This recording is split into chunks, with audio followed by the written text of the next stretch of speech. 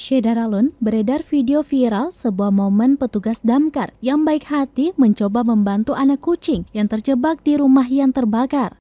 Diketahui kejadian seorang petugas pemadam kebakaran itu berada di Miri, Sarawak, Malaysia beberapa bulan yang lalu. Tampak dalam video tersebut berusaha menyadarkan seekor anak kucing kecil yang terperangkap dalam api. Dari informasi yang diterima, ada seekor anak kucing malang yang terjebak dalam kebakaran rumah. Namun pemiliknya berhasil membawa anak kucing tersebut keluar dan berhasil dibawa ke tempat aman. Terlihat kucing itu tidak sadarkan diri karena terlalu banyak menghirup asap dari kebakaran rumah tersebut. Petugas pemadam kebakaran PB Muhammad Ainli Akbar dari Stasiun Pemadam Kebakaran dan Penyelamatan Lopeng memberikan CPR dan nafas buatan dengan cara menyadarkan anak kucing itu melalui CPR. Setelah mencoba memberikan CPR selama 30 menit, sayangnya anak kucing tersebut tidak berhasil diselamatkan.